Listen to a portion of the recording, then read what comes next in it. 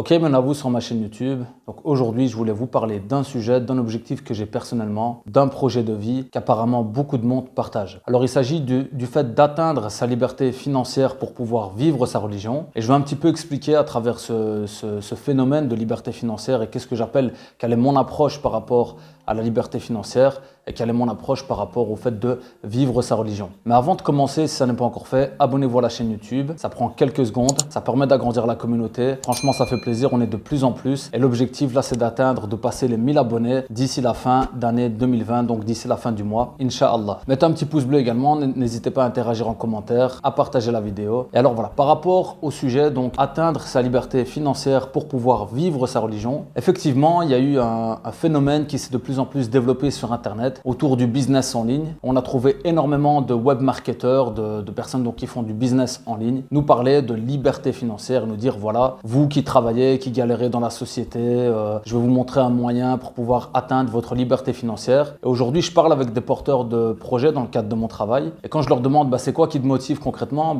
ils me disent c'est de atteindre ma liberté financière. Et quand je leur demande c'est quoi concrètement la liberté financière, qu'est-ce que tu appelles la liberté financière et pourquoi est-ce que tu souhaites l'atteindre, là voilà, on ne sait pas trop de quoi on parle, on est un petit peu hésitant, on pense que c'est simplement le fait d'être indépendant, de ne pas travailler pour un employeur. Donc je vais un petit peu vous partager moi ma conception de la liberté financière parce que c'est un objectif que je partage également. Et qu'est-ce que j'appelle par vivre sa religion, parce que est-ce que c'est parce qu'on est salarié qu'on ne vit pas sa religion? Donc voilà, c'est des questions qu'on peut se poser. Alors la liberté financière, comment est-ce que je vais la définir? Comme je l'ai dit, il faut vraiment dissocier le fait d'être indépendant, donc de ne pas travailler pour un employeur, de travailler à son compte, et le fait d'être libre financièrement. Pourquoi? Parce que en côtoyant des entrepreneurs et en étant moi-même à mon compte, donc j'ai mon activité que je développe parallèlement à mon activité professionnelle, donc j'ai mon entreprise que je développe en parallèle, on s'aperçoit très rapidement lorsqu'on devient indépendant que ça nous prend énormément de temps, d'énergie, voilà, on investit énormément dans notre activité parce que c'est notre activité, on veut la voir grandir, on veut que ça se développe, et donc finalement on se retrouve dans un rythme de travail beaucoup plus chargé que lorsqu'on travaillait pour un employeur en tant que salarié, qu'on faisait nos 8 heures par jour et que ça s'arrêtait là. Donc effectivement, il y a des objectifs au fait d'être indépendant, le fait d'avoir un meilleur salaire, le fait de ne plus avoir de subordination, etc.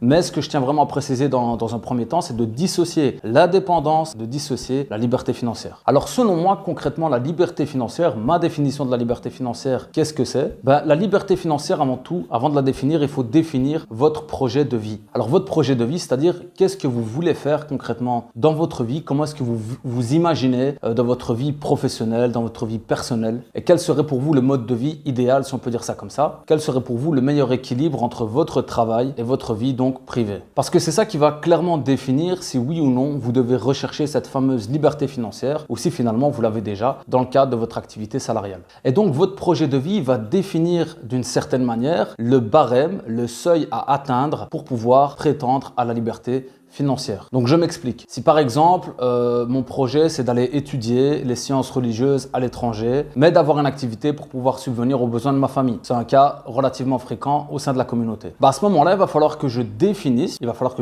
quels vont être mes besoins financiers mensuels pour pouvoir et avoir une activité professionnelle et surtout donc réaliser ce projet d'études. Donc à ce moment-là, quand on aura défini de combien est-ce que j'ai besoin pour pouvoir mener cette vie et qu'on aura atteint ce seuil par le biais d'une activité à notre compte évidemment ou éventuellement pour le compte d'un employeur, on pourra donc dire qu'on a effectivement atteint cette forme de liberté financière parce qu'on subvient à nos besoins et en même temps on a ce fameux temps libre qui nous permet de nous consacrer justement à notre projet. Donc la liberté financière finalement elle est liée à la notion de liberté, et qui dit liberté dit plus de temps libre pour pouvoir se consacrer à d'autres projets donc qui nous tiennent plus à cœur que le travail. Et c'est de cette manière que vous allez pouvoir choisir ou du moins chercher après une activité professionnelle, un business qui va vous permettre justement d'atteindre ce seuil que vous vous êtes fixé, que vous avez estimé, et donc voilà, qui va vous permettre de dire qu'effectivement vous avez atteint cette liberté financière. Donc grosso modo, il est possible qu'il y ait des personnes qui ne veulent pas, qui n'ont pas besoin de plus par exemple que 1500 € par mois pour pouvoir subvenir aux besoins de leur famille, surtout s'ils sont à l'étranger, s'ils sont dans des pays où le mode de vie est moins cher.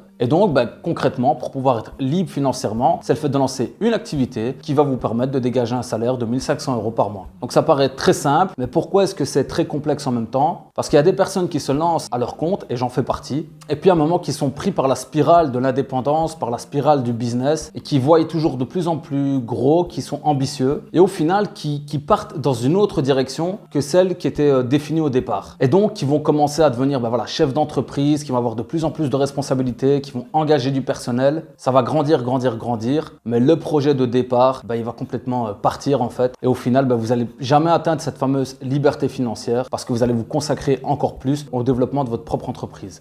Et j'aime beaucoup l'exemple du cas de Steve Jobs, qui est quand même une personnalité de référence dans le milieu du business. Et en gros, qui dit dans le sens que à la fin de sa vie, quand il était sur son lit d'hôpital, donc il dit dans le sens, aujourd'hui je suis sur mon lit d'hôpital dans le sens, et je sais pas pourquoi j'ai fait ça toute ma vie en fait. Parce que développer des grosses entreprises, c'est bien beau, surtout si vous avez ce côté entrepreneurial qui brûle à l'intérieur de vous. Mais si au final, votre projet d'entreprise vient impacter votre projet de vie personnelle, vous allez passer à côté de l'objectif réel en fait. Et donc du coup, vivre sa religion, qu'est-ce que ça représente? C'est que beaucoup de croyants souhaitent pouvoir se consacrer un petit peu plus à l'apprentissage de leur religion, à leur pratique religieuse, à l'adoration, et donc qui ont automatiquement besoin de plus de temps libre parce que dans le cadre de leur travail, ils ont plusieurs freins tels que le fait de pouvoir faire leur prière à l'heure, le fait de pouvoir prier leur Jumu'ah, le fait de pouvoir tout simplement porter leur voile ou autre. Donc ce sont des freins qui sont réels dans le milieu des entreprises ici donc en Europe. Alors je dis pas que c'est toujours le cas, mais en tout cas c'est assez fréquent. Et donc ces personnes se sentent frustrées, bloquées et pas suffisamment épanouies sur le plan donc spirituel, sentent que leur travail ne leur permet pas d'avoir l'équilibre idéal qu'ils souhaitent. Et donc voilà, le fait de pouvoir vivre sa religion effectivement, ce serait de pouvoir au moins déjà pratiquer sa base et ensuite être un peu plus ambitieux dans son cheminement spirituel.